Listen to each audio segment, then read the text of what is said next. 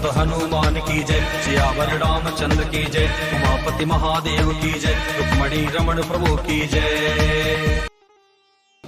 दोस्तों, जैसे कि अब आपको मंदिर के मैं दर्शन करवा रहा था, लेकिन मंदिर के बारे में जानकारी जैसे कि हमें यहाँ से पुजारी से बारीकी से मिलती है, वो मैं जानकारी लेना कोशिश कर रहा हूँ, क्योंकि हम दर्शन करने आते हैं लेकिन पुजारी जी यहाँ वर्षों से रहते हैं, उनकी पीढ़ी से पीढ़ी रहती है, तो उनको बारीकी से जानकारी पता होती है। तो मैं पुजारी से जानकारी लेता हूँ, उनसे पहले हम इनको दंडवत कोटि कोटि प्रणाम करते हैं। पहले तो पुजारी जी मेरी तरफ से, मेरे देखने वाले समस्त दर्शकों की तरफ से आपके चरणों में दंडवत कोटि कोटि प्रणाम। जय हो, बाबा बली करे, आपकी मनोकामना सब बाबा पूर्ण करे, यही आशीर्वाद हम लोग यहाँ पर सबको देते हैं।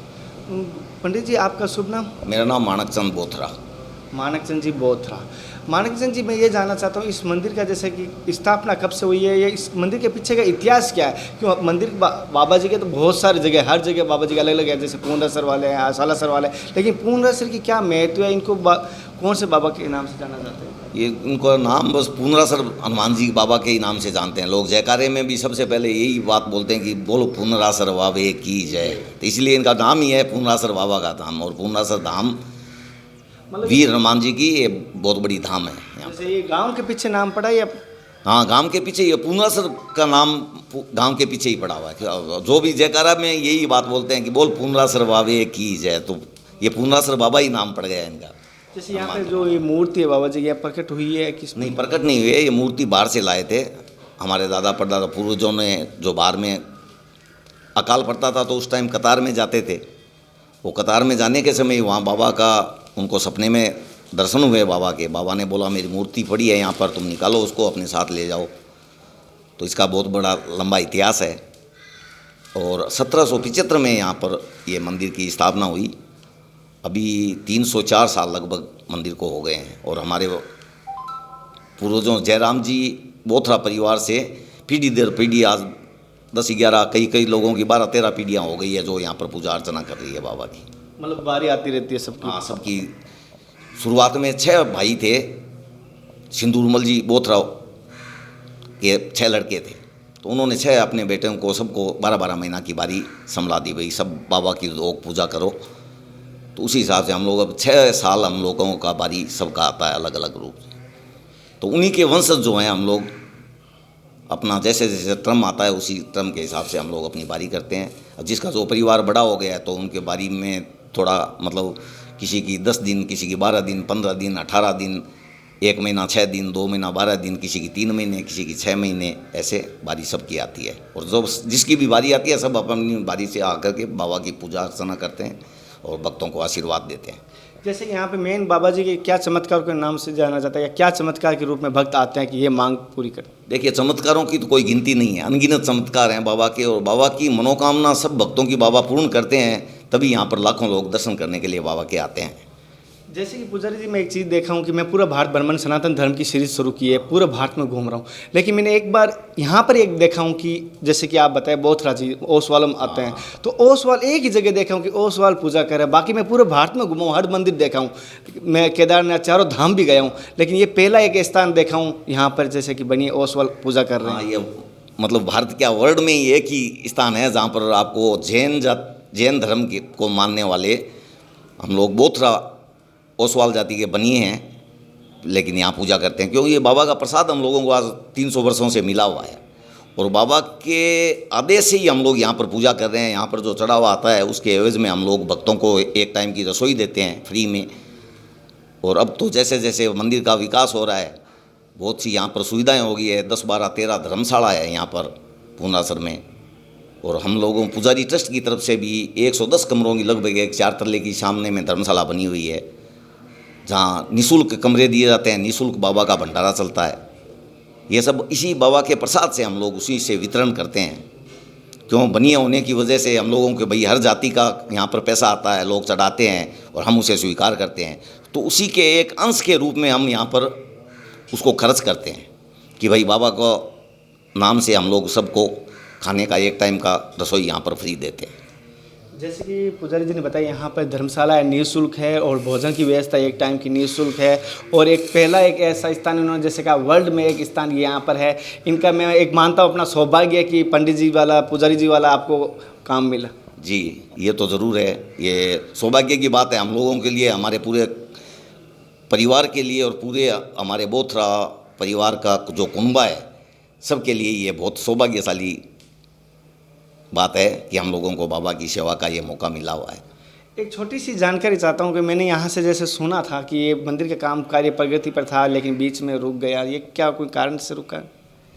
ये सब तो अब देखिए आजकल लगभग हर जगह पे आपको ऐसा मिलेगा, कुछ ना कुछ थोड़ा बहुत, तो यही यहाँ पर भी चल रहा है। हाँ, यहाँ पर जैसे मंदिर में शुरुआत में ये मंदिर की स्थापना जो हुई थी तो बागड़ी परिवार बीकानेर के तेलीवाड़ा परिवार के बागड़ी थे, उनके द्वारा निर्मित ये निज मंदिर है।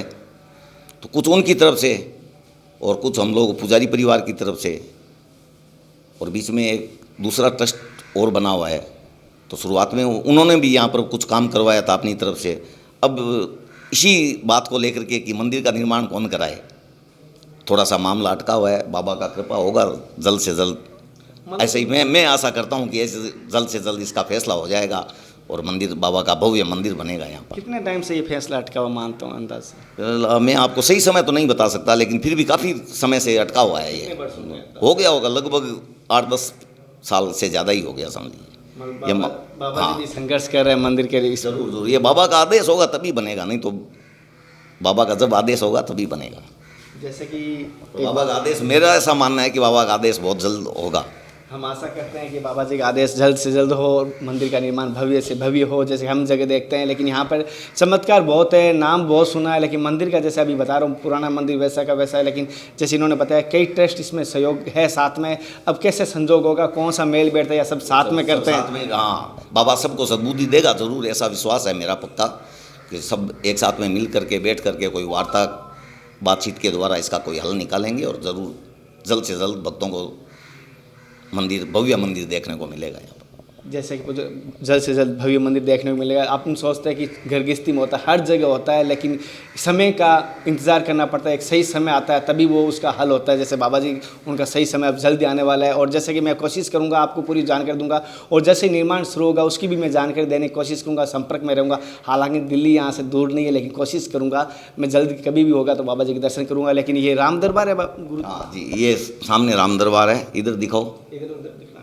ये जो स्थान है इसको यहाँ पर ग्रामीण भाषा में आड़ा बोलते हैं। हाँ, तो ये रामचंद्र जी का आड़ा है, ये रामचंद्र जी का स्थान है, ये बाबा की मूर्ति है यहाँ पर।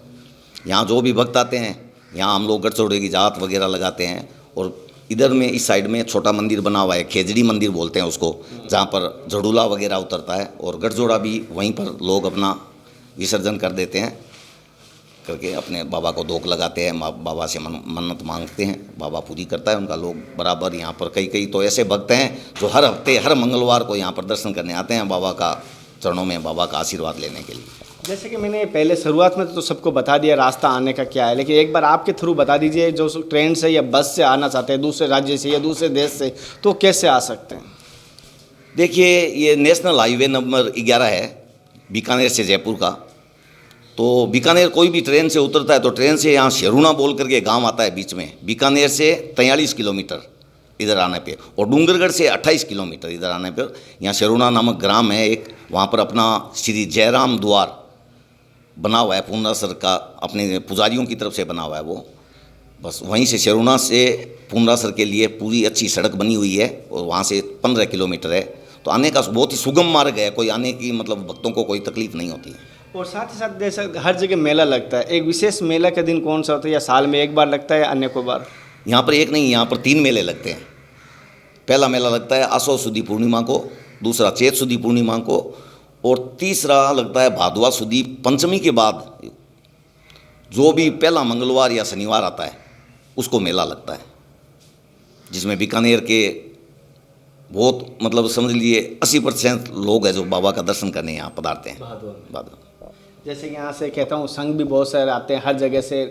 अभी राजस्थान की नहीं बात करूँ, दूसरे राज्यों से भी यहाँ पे आते हैं, दूर दूर से पैदल चल के आते हैं, या पैदल यात्री भी आते हैं, उनका भी कह सकता हूँ। और कोशिश करूँगा और भी ऐसी, और हमारे सभी दर्शक देख रहे हैं, आप क्या आशीर्वाद देना चाहोगे, क्या कहना चाहोगे उनको सद्बुद्धि के लिए, या और गृहस्थी जीवन में किस प्रकार वो भगवान को पा सकते हैं? कोई हम सबको यही आशीर्वाद देते हैं। यहाँ पर देखिए ऐसे लोग भी बहुत आते हैं जो बोलते हैं महाराज जी झाड़ा लगाइए, महाराज जी इसको ये है, इसको कोई ये कर दीजिए। वो हम लोग सीधा यही बोलते हैं कि हाँ, हम लोग न झाड़ा फूंक है न कोई और है, वो सब कुछ नहीं है। हम लोग तो बाबा की जोत के सामने बैठे रहते हैं, बाबा के चरणों में हाथ लगा करके जोत से 2 बार ऐसे किया और भक्त को आशीर्वाद देते हैं, जैसे आपको दे रहा हूँ अभी। बस यही हम लोगों का झाड़ा है। बाबा सबकी मनोकामना पूर्ण करता है इसी के साथ। सुना है कि यहाँ अगर किसी के ऊपर बुरी अगर छाया होती है, यहाँ पर अगर एक बार दर्शन मंदिर में घुसते ही नहीं है। बुरी छाया यहाँ पर मंदिर में आती है। कोई भी व्यक्ति यहाँ पर मंदिर में दर्शन करने आता है तो हम लोग, ये एकदम पक्की धारणा है हम लोगों की, पक्का विश्वास है हम लोगों को कि कोई भी बुरी आत्मा कोई भी यहाँ मंदिर में घुसती नहीं है। उससे उसका छुटकारा मिल जाता है। हाँ, यहाँ चरण, उसके भक्त के चरण पढ़ते हैं तो पढ़ते ही उसका छुटकारा मिल जाता है उनको। ये बड़ी बात है। ज़्यादातर ये माताएं हमारे पास सवाल करती है कि हमारे ऊपर किसी ने तंत्र बाधा कर दी या जैसे बच्चों को नज़र लग गई, ये हो गई, वो हो गया, तो वो सब हम लोग बाबा का बस ये बाबा की विभूति लगाते हैं और बाबा की एक मौली तांती बोलते हैं, उसको तांती दे देते हैं।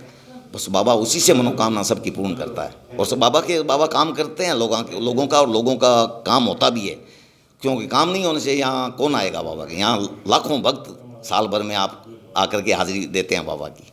जैसा मैंने आपको पहले बताया कि यहाँ ऐसे ऐसे लोग हैं जो हर 15 दिन, 10 दिन, 5 दिन, 7 दिन में बाबा के दर्शन करने आते हैं। जैसे इन्होंने कहा। और सौभाग्य की बात बताता हूँ, आज मंगलवार है और मेरा भी मंगलवार उपवास किया हुआ है और आज मंगलवार को बाबा जी के दर्शन हो रहे हैं। संजोग मान सकता हूँ इसको। कल सोमवार थे तो महादेव के मंदिर पहुँचे, आज मंगलवार हनुमान जी के मंदिर पहुँचे। एक संजोग ही मान सकता हूँ या भगवान की कह सकता हूँ आशीर्वाद ही होगा हमारे ऊपर कि हमें आज के दिन दर्शन हुआ है। फिर भी